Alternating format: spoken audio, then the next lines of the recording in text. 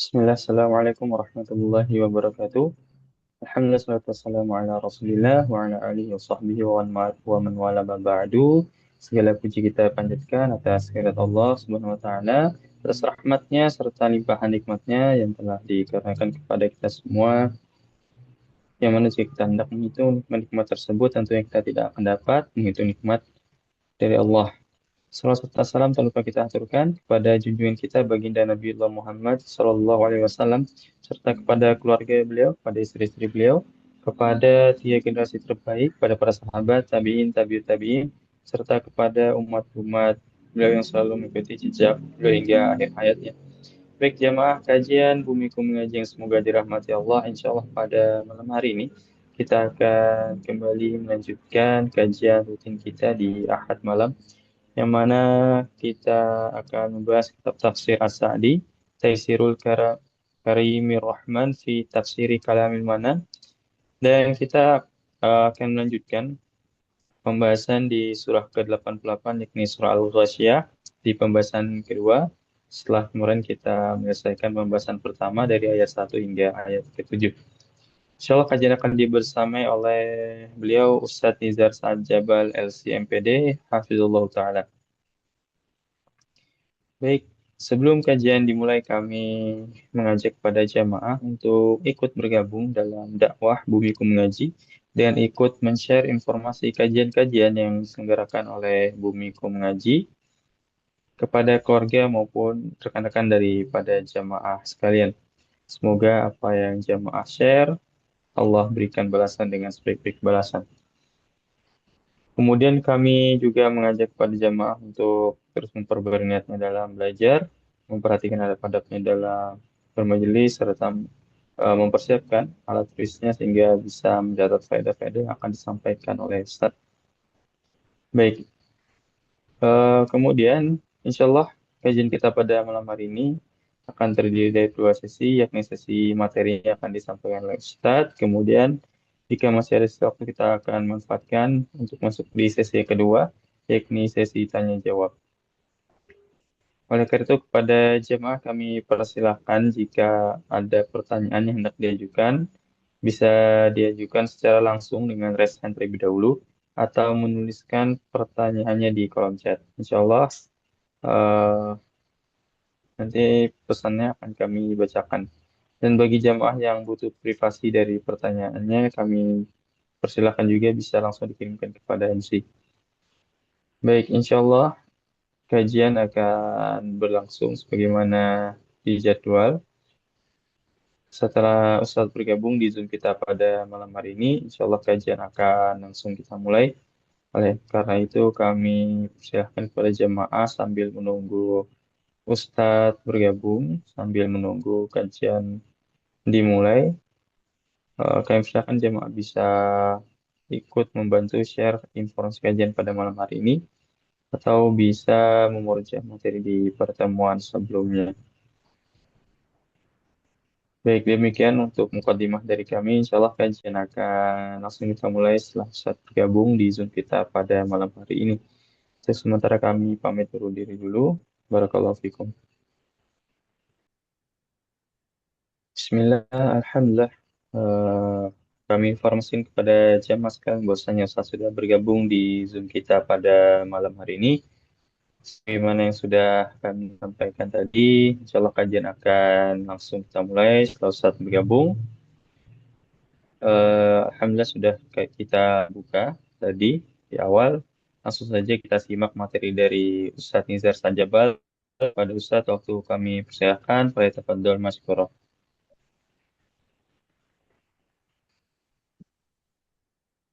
Bismillahirrahmanirrahim. Assalamualaikum warahmatullahi wabarakatuh. Alhamdulillah.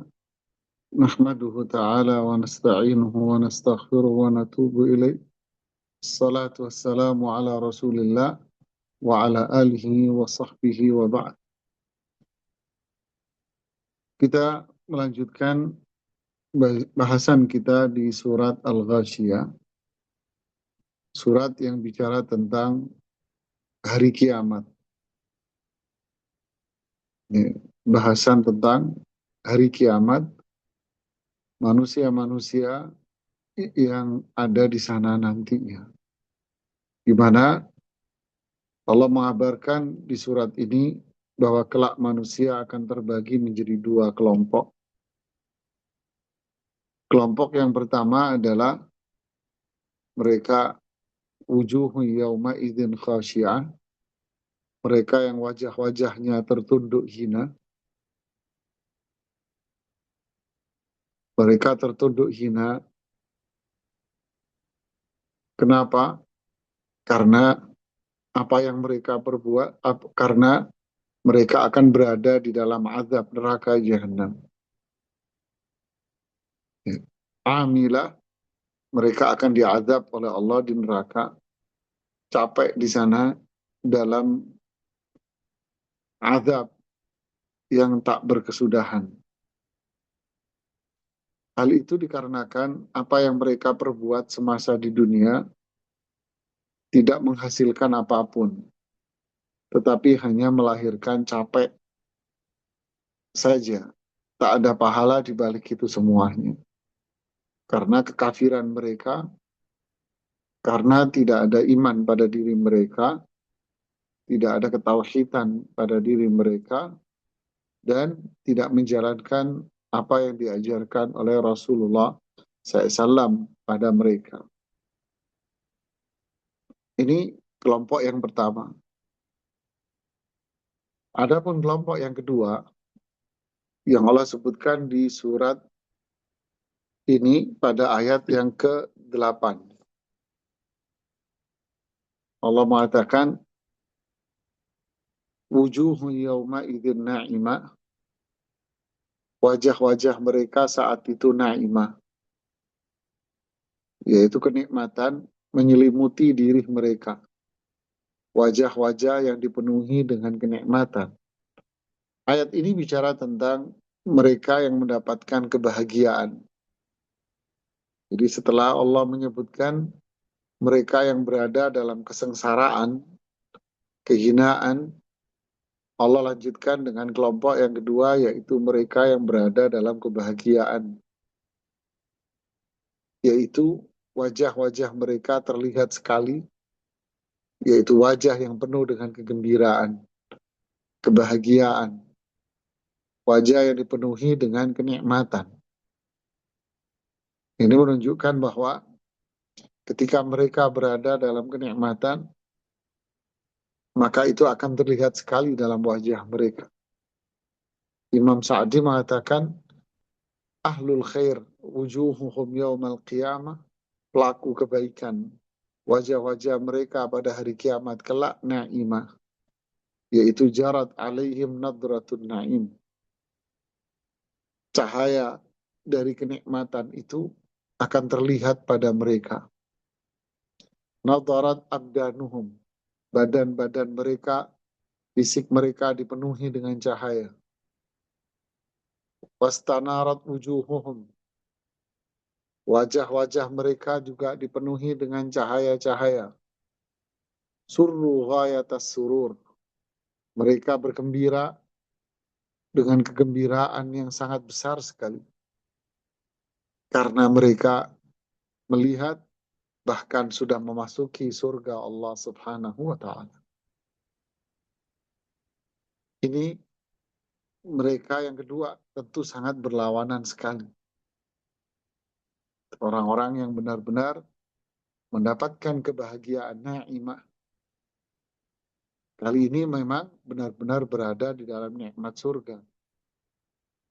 Ketika mereka dulu di dunia, mereka berada di dalam nikmat iman, nikmat tauhid, nikmat ketaatan kepada Allah, nikmat kepatuhan kepada Rasulullah SAW. Sehingga mereka pun akhirnya mendapatkan kenikmatan surga.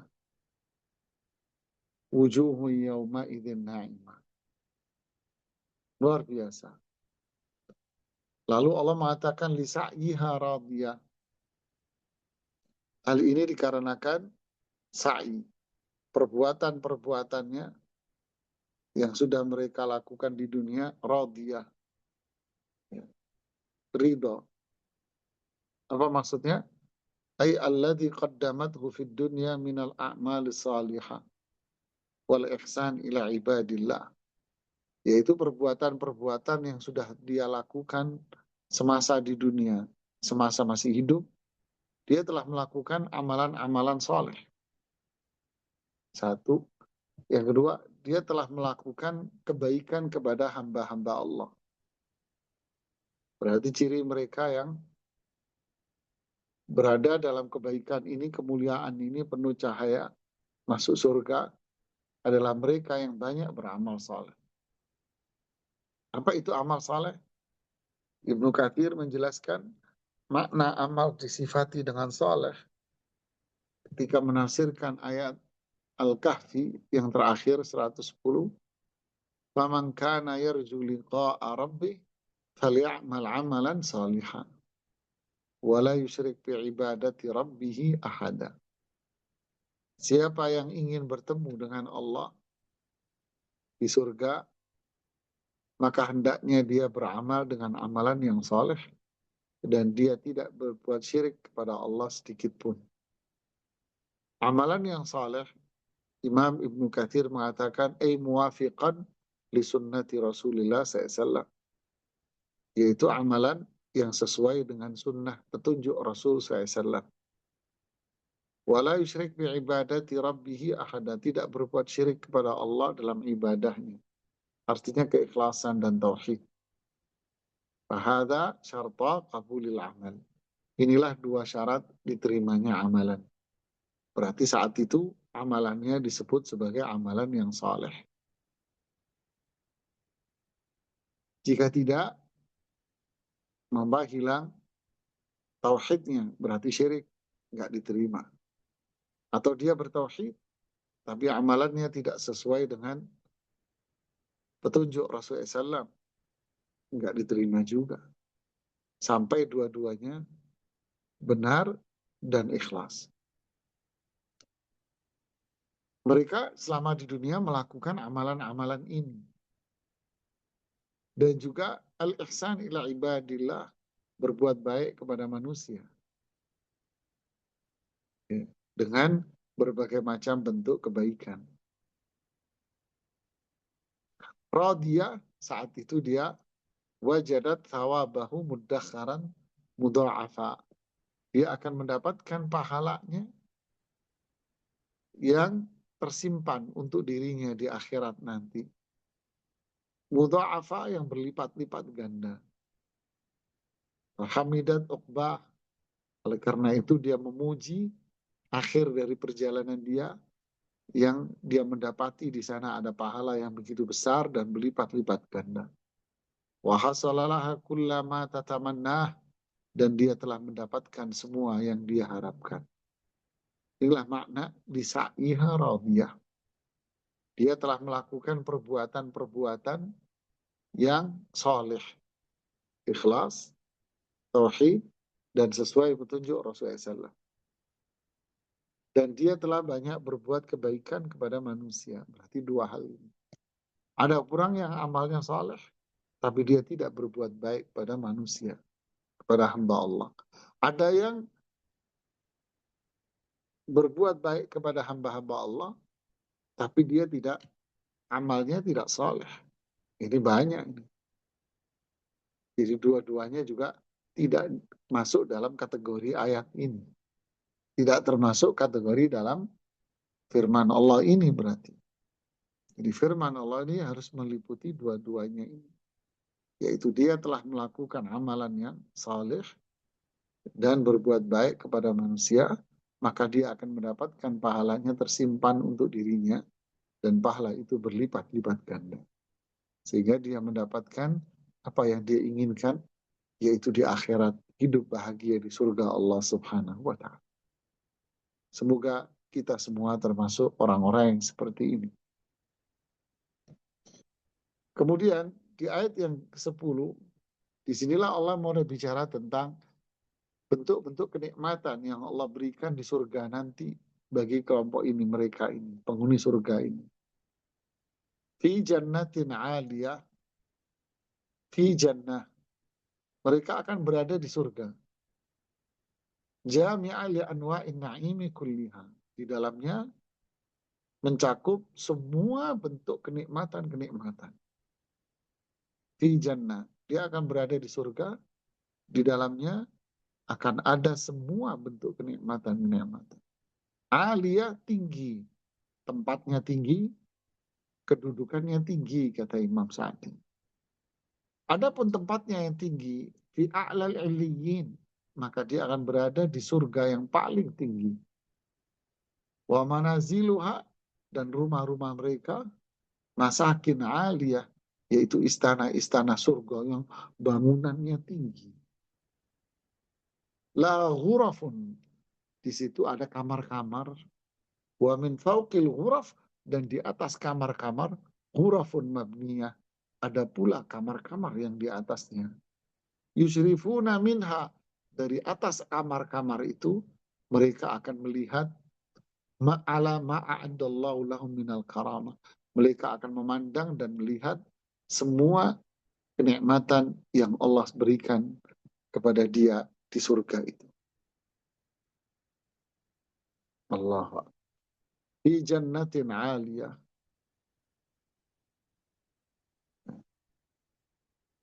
Lalu la tasma'u fiha laghiyah.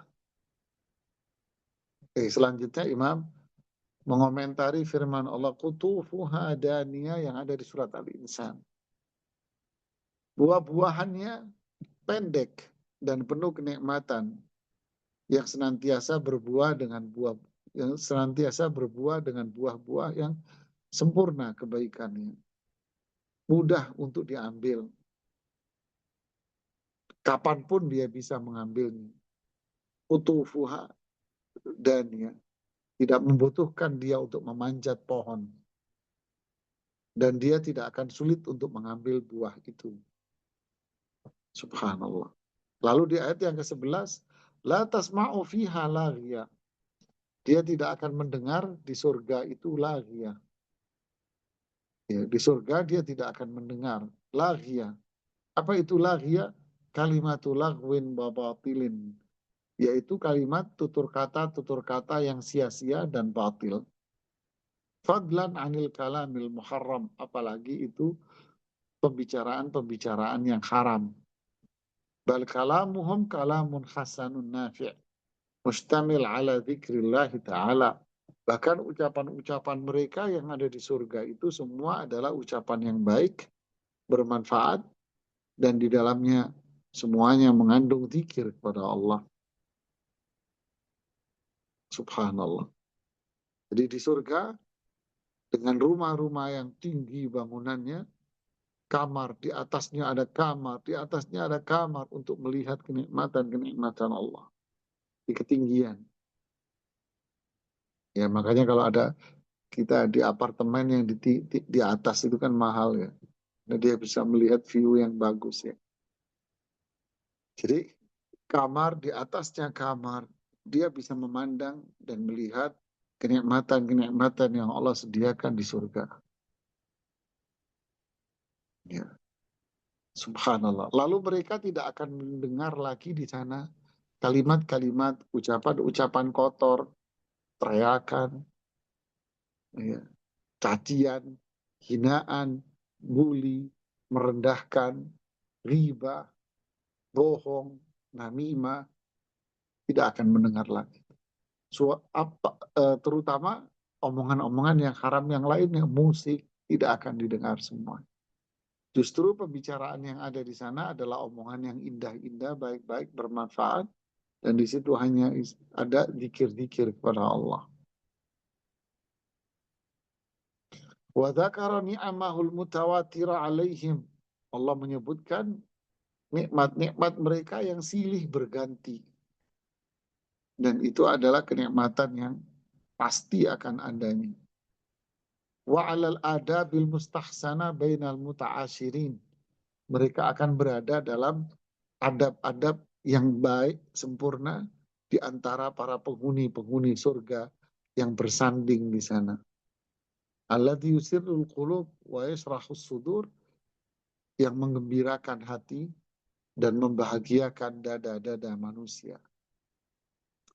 Berarti sudah tidak ada lagi di dunia, di akhirat nanti di surga galau, gelisah, suntuk, tertekan, jengkel, amarah, ya, dendam, hasad, karena melihat ucapan orang-orang yang seperti ini tidak ada. Sama sekali. Yang ada kalimat-kalimat indah. Ini memberikan makna bahwa kalau kita mengharapkan surga, jangan dengarkan ucapan-ucapan manusia yang buruk-buruk, jelek-jelek pada diri kita. Dicela, dicaci, dihina, dibully, direndahkan, jangan didengerin. Jangan pula kita mendengarkan kalimat-kalimat yang kotor pula, ghibah, musik, jangan didengerin semua. Hiraukan saja. Agar kita mendapatkan balasan yang sama dengan hati yang bersih dari itu semua. Inilah seorang muslim yang penuh dengan kebaikan dan kebersihan, maka kelak di surga dia akan mendapatkan nikmat-nikmat yang luar biasa. Fiha ainun jariyah, di dalamnya ada ain, mata air yang mengalir. Ini adalah jenis, salah satu jenis kenikmatan. Kata beliau, fiha uyun al-jariyah.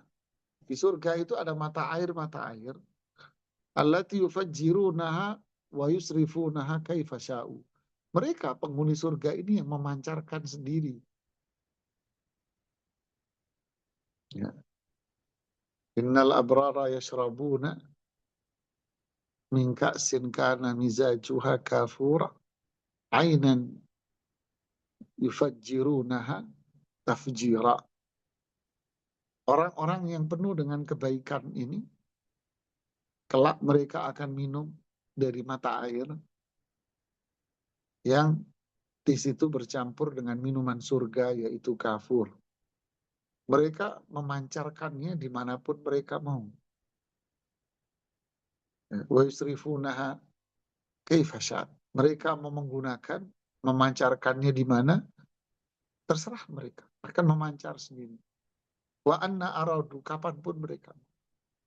Jadi kalau mau lagi duduk di istananya, pengen minum, ya akan terpancar. Di sebelahnya dia, di sisinya dia. Begitulah pohon-pohon tadi, buah-buahan, maka buah-buahan itulah yang akan mendekat pada dirinya untuk dia petik dengan penuh kemudahan. Yang mendekat pada diri. Allahu Akbar. Fiha ainun jariyah. Fiha sururun marfu'ah. Surur bentuk jamak dari sarir. Sarir ini orang Arab bilang majelis. Orang Arab bilang majelis. Apa ya? Permadani. Yang duduk, ya, permadani. Marfu'ah yang tinggi. Ya, dan di situ ada sandaran-sandaran yang empuk. Ya, permadani tinggi dengan sandaran-sandaran yang empuk. Sehingga dia bisa menikmati keindahan surga yang telah Allah sediakan untuk dirinya. Wa akwabum mawdu'ah, dan di sana pula ada gelas-gelas yang dipenuhi dengan minuman-minuman yang sempurna kenikmatannya. Dan diletakkan di samping dia, di sebelah tangannya dia, dan sudah disiapkan untuk dirinya. Semua itu siap untuk melayani dirinya dia. Yatufu alaihim wildanun mukhalladun bi akwabin wa abarinqa wa ka'sim min ma'in, di surat Al-Insan. Anak-anak kecil yang telah Allah ciptakan di surga. Allah menciptakan anak-anak kecil di surga. Untuk apa? Mereka akan untuk ready, siap dengan membawa gelas-gelas, teko-teko untuk melayani para penghuni surga kapanpun dia mau. Allah. Mau doa, gelas-gelas disediakan, dan ada anak-anak kecil yang sudah membawa gelas itu siap untuk melayani mereka kapanpun. Ya Allah. Wa namariku masfufa. Namarik itu artinya wasaid. Bantal-bantal, guling-guling yang terbuat dari harir wa istabrak. Harir itu sutra sutra tipis maupun sutra yang tebal dan yang lainnya yang tidak ada yang tahu kecuali hanya Allah. Bantal-bantal ini istilahnya sandaran-sandaran ini yang dibalut, bukan dibalut ya, ditutupi dengan apa namanya sutra-sutra dan yang lainnya yang hanya Allah saja yang tahu, telah tertata rapi di permadani dia, tertata rapi di permadani dia, di tempatnya dia. Untuk apa? Untuk dia pakai sambil duduk bersandar. Waqad urihu an ayyada'uha. Dan bantal-bantal ini atau sandaran-sandaran ini memang sudah diposisikan untuk kenyamanan dia. Jadi kadang kita kalau duduk kan nyari posisi nyaman atau apa, miring sedikit nanti urat kecepit. Surga sudah tidak ada. Bantalnya, sandarannya yang menyesuaikan kenyamanan dia.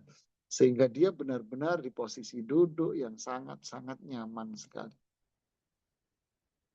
Allahu Akbar. Inilah mereka. Wazarabi yumabthutha. Az-zarabi al-bastul hasan. Karpet yang mabthutha. Penuh di tempat-tempat duduknya dia itu. Masya Allah. Loh tadi itu permadani masuk kasur yang empuk-empuk. Kalau ini karpetnya. Kalau yang tadi itu permadani maksudnya kasur yang tinggi. Kemudian di bawahnya ada karpetnya. Kemudian ada sandaran-sandaran untuk duduk dan dia bersandar. Dan sandarannya itu akan menyesuaikan dirinya.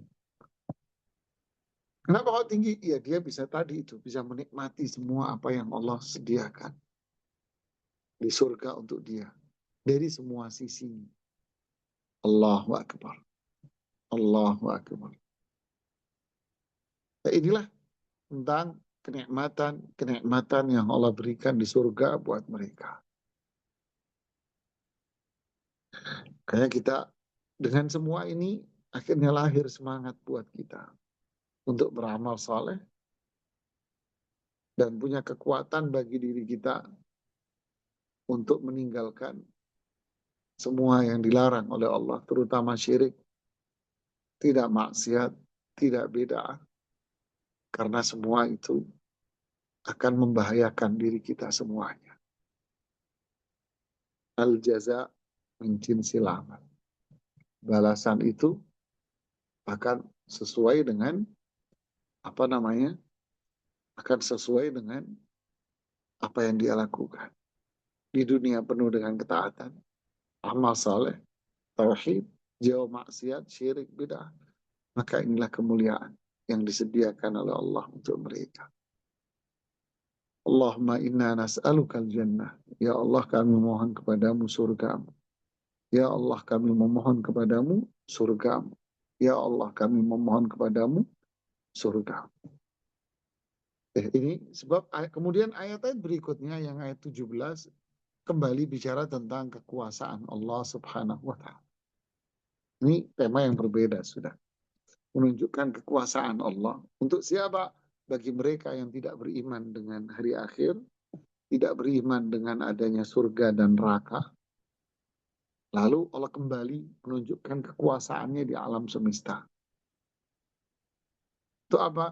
Menggugah kesadaran, menumbuhkan keimanan bagi mereka yang mengingkari adanya hari akhir, surga dan neraka. Makanya Allah mulai afala yang buruk, tidakkah mereka mencermati dan melihat. Jadi digugah kembali oleh Allah tentang keberadaan, tentang kekuasaan Allah. Jika apa yang ada di alam semesta ini menunjukkan kekuasaan dan kebesaran Allah, maka Allah menciptakan surga dan neraka itu satu hal yang mudah bagi Allah Subhanahu wa ta'ala. Ya, Silakan, kalau ada yang mau bertanya, ada yang mau didiskusikan di sini, tafadhalu. Baik, syukur Ustaz atas materinya. Kita lanjutkan, jika ada yang hendak bertanya bisa bertanya secara langsung dengan raise hand terlebih dahulu atau bisa menuliskan pertanyaannya di kolom chat. Semoga kepada jemaah bisa mengajukan pertanyaannya jika ada yang hendak ditanyakan.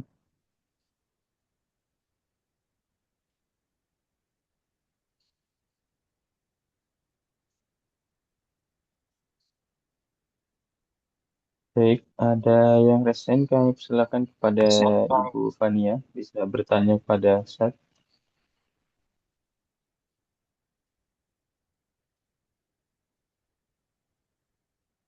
Ya, silakan.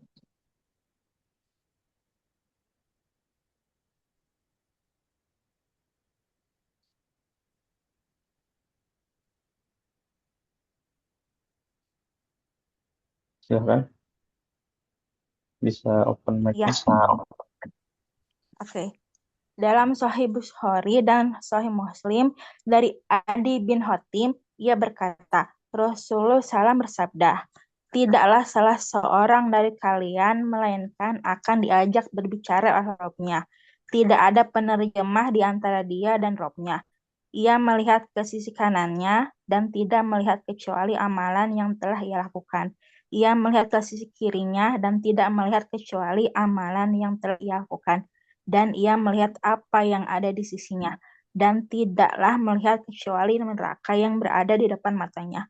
Maka takutlah kalian kepada neraka. Hanya dengan sebelah maksudnya apa itu? Yang di mana, Ibu? Dengan Yang di mana? eh had- dengan sebelah kurma tak? Maksudnya apa itu? Sabda Rasulullah. Iya, iya, paham, paham. Ya, paham, paham. Hanya Iya, dengan di sebelah hadis kurma. itu, ya, di hadis itu di bagian akhir Rasulullah SAW mengatakan sebelumnya terima kasih Ibu atas pertanyaannya yang menunjukkan bahwa Anda menelaah dan membaca hadis-hadis Rasulullah SAW ini luar biasa. Barakallahu fiki. Semoga Allah memberikan ilmu yang bermanfaat buat Anda. Nah, di bagian akhir dari hadis itu Rasulullah SAW bersabda, "Ittaqun nara walau bisyikki tamrah." Takutlah takutlah kalian akan neraka walaupun dengan sepotong kurma. Maksudnya adalah seseorang itu bisa masuk neraka walaupun dengan sesuatu yang sederhana menurut si pelakunya. Padahal di mata Allah itu adalah sesuatu yang sangat besar. Jadi saya ulangi, seseorang bisa masuk neraka karena sesuatu yang kecil menurut dia. Kenapa? Karena dia meremehkan hal itu. Padahal yang dia lakukan itu adalah kemaksiatan, perbuatan dosa. Tapi dia meremehkan. Dia menganggap itu kecil. Jangan dianggap itu kecil. Ibaratnya walaupun dengan sepotong kurma, ibaratnya. Jangan diremehkan. Itu bisa menghantarkan kita ke neraka. Ya kan?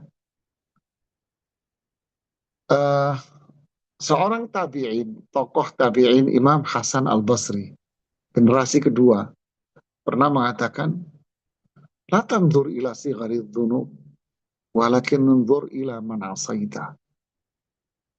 Anda jangan melihat kecilnya dosa yang Anda lakukan, tapi lihatlah kepada siapa Anda itu berbuat dosa.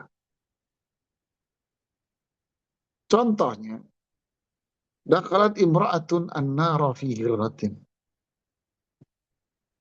Seorang perempuan masuk neraka karena dia menyekap kucing.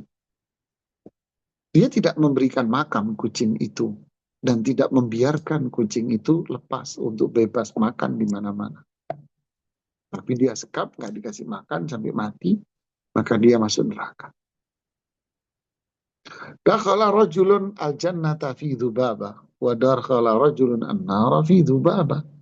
Rasulullah SAW juga bercerita ada seorang laki-laki masuk surga gara-gara seekor lalat. Dan yang satunya lagi masuk neraka gara-gara seekor lalat. Kisahnya apa? Dua orang melewati sebuah perkampungan. Lalu dia dicegah di ujung jalan, kata Rasulullah SAW.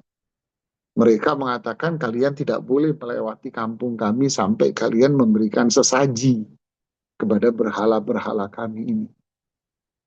Dua-duanya awalnya nggak mau. Nggak, saya nggak mau. Jika kalian nggak mau, saya bunuh kalian. Berikan sesaji walaupun seekor lalat. Maka daripada saya mati, maka dia memberikan sesaji itu walaupun seekor lalat. Maka dia masuk neraka. Yang satu tidak mau. Ini syirik, ini kekufuran, ini bahaya, murtad. Enggak, saya nggak mau. Maka dia dibunuh dan dia masuk surga. Ini kisah menggambarkan, ya jangan dilihat dibunuhnya, jangan dilihat dibunuhnya loh ya. Jangan salah paham dari sisi kekerasannya, bukan. Ya jangan suudzon, prasangka buruk nanti. Ya jangan salah paham. Ya jangan salah paham. Yang dimaksud di sini apa? Bahayanya syirik, walaupun dengan sesuatu yang dinilai kecil oleh manusia. Tapi kalau itu syirik, ya jadi gede dong. Anda nggak mau, jangan meremehkan. Dan juga seperti dalam hadis, marra Rasulullah SAW bi qabrain. Suatu hari Rasulullah SAW melewati dua kuburan. Kemudian beliau mengatakan, innahuma la yu'adzaban. Dua yang ada di kubur ini diadab.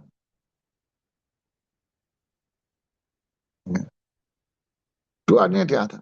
Amma ahaduhuma, maaf, wa ma yu'adzabani fi kabir. Wa innahuma la kabir. Mereka diadab karena mereka menganggap hal ini sepele. Padahal itu adalah perkara yang besar. Dan seterusnya. Jadi jangan pernah meremehkan perbuatan dosa. Karena kita ini berbuat dosa dan maksiat sama Allah Subhanahu wa Ta'ala. Itu berbahaya. Ya, barakallahu fiik. Yang lain? Baik, kami persilakan kepada Ibu Idar. Saya bertanya kepada Ustaz. Assalamualaikum warahmatullahi wabarakatuh, Ustaz. Waalaikumsalam warahmatullahi wabarakatuh. Apakah benar bila seorang wanita keluar dari rumahnya tanpa menutup aurat dengan benar, suaminya berdosa setiap langkah yang dibuat oleh istrinya? Apakah itu betul, Ustaz? Barakallahu fiik. Terima kasih. Di dalam Islam tidak ada yang namanya perbuatan dosa seseorang lalu ditanggung orang lain dosanya. Jadi tidak ada dalam Islam kemaksiatan pelanggaran hukum yang dilakukan oleh seseorang lalu menjadi beban dosa bagi orang lain. Si A yang berbuat dosa, lalu si B yang menganggap si A berbuat maksiat, si A melanggar hukum, lalu si B yang menanggung dosanya. Tidak ada.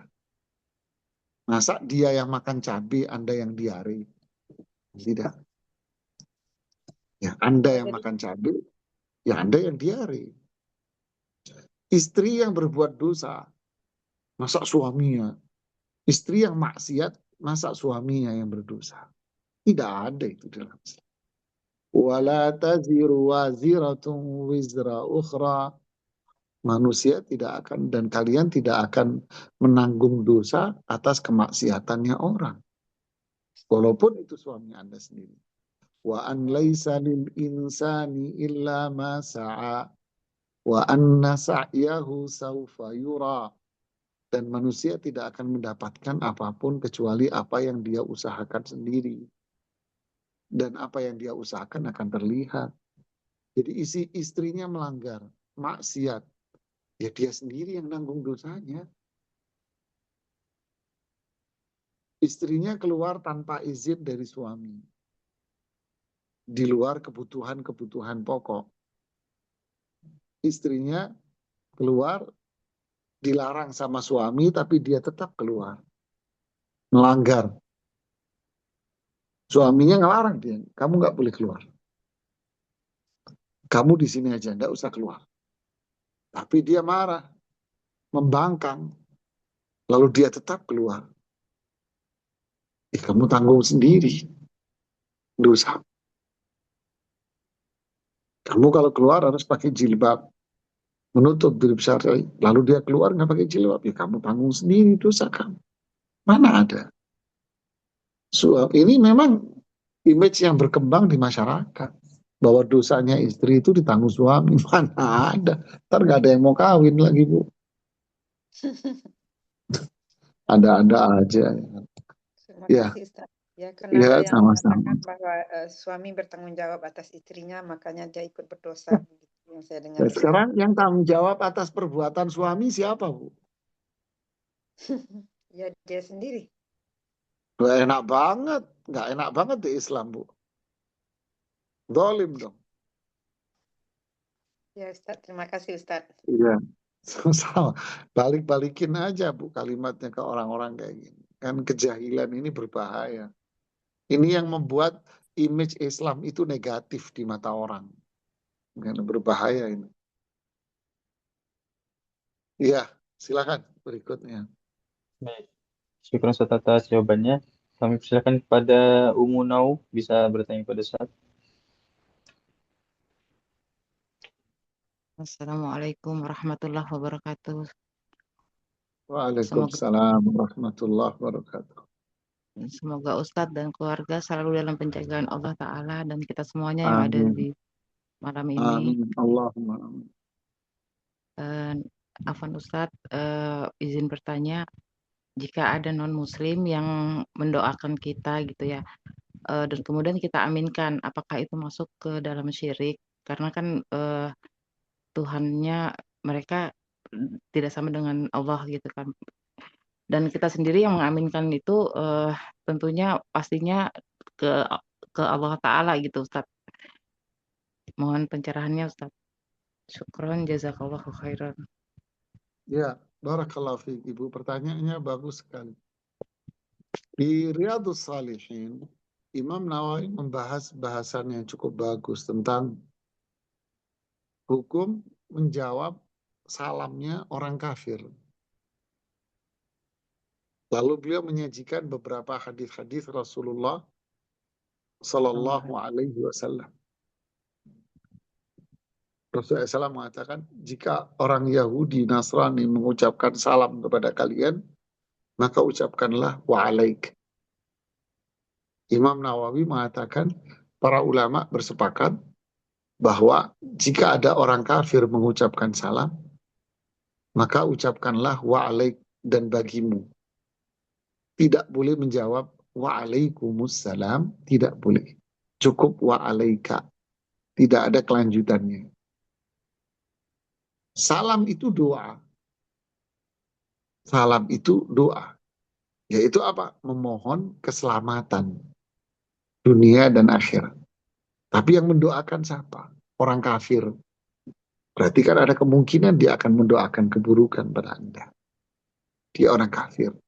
Di sini Rasulullah SAW menolak. Jangan. Jangan diaminkan. Jangan diaminkan. Mungkin ada orang yang agak keras kepala. Saya dengar kok dia mengucapkan baik-baik. Ini yang bicara Rasulullah SAW. Yang lebih mulia dari kita. Jangan dibalas salamnya orang kafir. Kalau mau dibalas, balas dan untuk Anda. Dan untuk Anda. Artinya tidak boleh diaminkan. Ini jelas ketentuan. Ya. Begitu pula kita. La tusallimu alal yahud wan nasara. Kalian jangan mengucapkan salam ke Yahudi dan Nasrani. Sama disebutkan oleh Imam Nawawi terang-terangan di Riyadhus Shalihin. Berarti Natuna, liburan di akhir tahun dan Natal, istilahnya disingkat-singkat di sini kan. Natal dan tahun baru. Natuna, ya. Natal, tahun baru. Boleh nggak kita mengucapkan selamat Natal, selamat tahun baru? Ini lebarannya mereka. Tidak boleh Anda mengucapkan selamat. Jangan ucapkan salam sama mereka. Allah menjelaskan tentang sifat orang-orang beriman. Ini sekalian saya sebutkan. Sifat orang beriman apa? La yashhaduna zur. Mereka la yashhaduna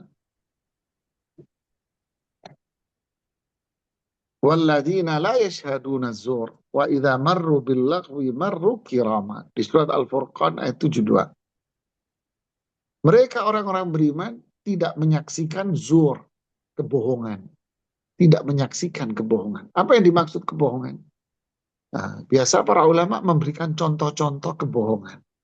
Di antara bentuk contoh dari kebohongan yang tidak akan disaksikan oleh orang-orang yang beriman, sebagian para ulama tafsir mengatakan, yaitu apa? A'yadul kufar.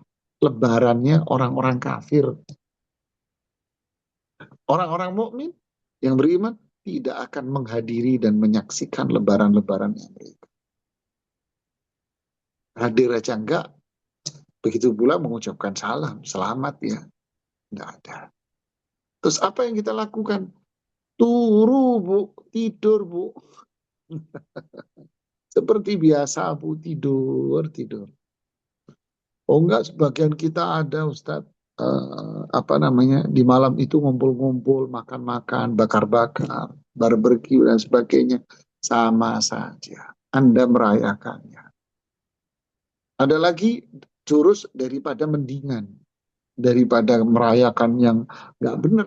Ayo kita di malam tahun baru kumpul di masjid sambil berzikir. Ada lagi ini. Bikin bid'ah yang baru lagi. Terus ngapain di hari-hari liburan? Silakan melakukan seperti biasanya. Ya, jangan mengucapkan salam. Artinya apa? Mendoakan kepada mereka. Ya, barakallahu fiik. Baik, berikutnya. Baik, syukur Ustaz atas jawabannya. Kami bacakan pertanyaan dari kolom chat karena belum ada yang respon. Assalamualaikum Ustaz, saya mau tanya, kalau seorang laki-laki ingin menikah, lalu bagaimana cara laki-laki tersebut mengetahui bahwa wanita yang ingin dia nikahi ini bisa taat dengan suami selamanya? Tafadhol, Ustaz. Baik, pertanyaannya juga sama. Bagaimana caranya bagi perempuan untuk menilai laki-laki yang datang meminang dia ini adalah laki-laki yang soleh, yang taat, yang bisa membimbing dia berakhlak baik? Jawabannya, al-hukmu ala zahir, menghukumi sesuatu dengan zahir. Tidak boleh kita mendetailing semuanya secara detail-detailnya. Jika itu tidak diperlukan. Cukup secara zahir. Dari mana kita tahu? Dari ketaatannya. Dari keimanan dia. Ketika Allah menafsirkan wa ankihul ayama minkum wassalihina min ibadikum wa imaikum. Wa ankihul ayama minkum. Ya, al ayama minkum. Wa ankihul ayama minkum, surat Nur ayat 32. Wassalihina min ibadikum wa imaikum. Nikahilah mereka-mereka yang masih bujang, artinya belum ada pasangan, laki perempuan, dari mereka yang soleh. Para ulama tafsir mengartikan soleh di sini adalah iman. Sehingga makna ayat ini, nikahilah laki-laki yang beriman, yang taat. Nikahilah perempuan-perempuan yang beriman dan taat. Anda melihat ketaatannya. Dari mana? Aktivitas dia secara umum. Kemudian almar'u ala dini khalilihi. Yang kedua, seseorang itu bisa Anda lihat agamanya dari lingkungannya dia. Di mana dia berada, lingkungan dia selama ini. Anda juga bisa melihat agama seseorang dari pertemanan dia. Ya, kalau dia bilang, "Dia orangnya baik, kok taat, nurut." Tapi lingkungan dia kotor. Pertemanan dia kotor. Ya jangan dipercaya. Ya, Anda lihat aktivitasnya dia. Aktivitas seorang wanita yang salihah. Aktivitas seorang laki-laki yang saleh. Kemudian Anda bisa lihat di mana lingkungan dia. Kalau dia bekerja daerah mana, dia bekerja, lingkungan pekerjaan. Cukup. Dia temannya siapa saja. Oh, dia mainnya di sini. Oh, ini teman-temannya dia. Ya, saat itu ya cukup. Gak perlu Anda detail, Anda ini. Karena orang yang beriman, orang yang saleh, insya Allah taat. Adapun kekurangan, pasti ada, Mas. Anda akan mencari orang yang perempuan yang perfect, gak akan nemu. Anda akan mencari laki-laki yang perfect, semuanya gak akan ada. Semua orang pasti akan memiliki aib, kekurangan, kelemahan. Ya, barakallah. Baik, syukur Ustaz atas jawabannya. Kami silakan jika masih ada pertanyaan. Baik, kami bacakan pertanyaan yang masuk. Afwan Ustaz izin bertanya, bagaimana kalau orang tua mendoakan anak perempuannya mendapatkan suami yang soleh? Ya baguslah, doa orang tua luar biasa. Justru Anda minta doa sama orang tua.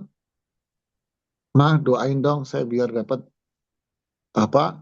Dapat suami yang soleh. Ma, doain dong biar saya dapat istri yang solihah. Minta doa kepada orang tua. Ya kan? Orang tua Anda, ibu, doanya ibu itu mulia. Doanya ayah mulia untuk anaknya. Ya ini orang tua. Justru kebaikan, luar biasa. Barakallahu fiik. Baik, syukur Ustaz atas jawabannya. Nampaknya sudah tidak ada pertanyaan masuk Ustaz. Ya, ini yang bisa saya Ya, sampaikan. syukur. Semoga bermanfaat buat kita semua. Semoga kita semakin semangat dan yakin untuk menjalankan petunjuk Rasulullah SAW, berjalan di atas jalan yang lurus, menjauhi syirik, maksiat, bid'ah, agar kita menjadi hamba Allah yang abrar, berbuat kebaikan kepada Allah, berbuat baikan kepada sesama manusia. Ini yang bisa saya sampaikan. Subhanakallahumma bihamdik, asyhadu an la ilaha illa anta, astaghfiruka wa atubu ilaik. Assalamualaikum warahmatullahi wabarakatuh. Assalamualaikum. Syukran wa jazakum khairan Ustaz atas materi yang sudah disampaikan pada malam hari Barakallahu ini. fiikum. Kami juga menjazakum khairan kepada jamaah yang sudah dapat hadir di kajian kita pada malam hari ini. Semoga apa yang sudah Ustaz sampaikan tadi bisa menambahkan iman dan takwa kita kepada Allah serta menambahkan hazanah keilmuan kita atas faedah-faedah yang sudah kita dapatkan tadi. Baik, mari kita tutup kajian kita pada malam hari ini dengan doa kafaratul majelis.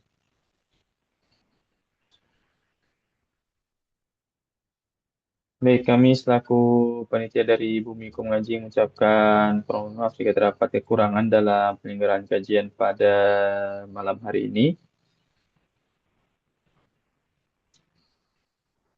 Kami informasikan kepada jam bahwasanya insya Allah besok akan ada kajian yang mana akan melanjutkan pembahasan kajian Sirah Nabawiyah yang diisi oleh Ustadz Ali Hasan Bawazir. Oleh karena itu kami mengajak kepada jemaah untuk dapat mengikuti kajian esok hari dan bisa ikut men-share informasi kajian tersebut. Baik, kami pamit undur diri. Wassalamualaikum warahmatullahi wabarakatuh. Kami silakan kepada jemaah berdiri dari meeting. Barakallahu fikum.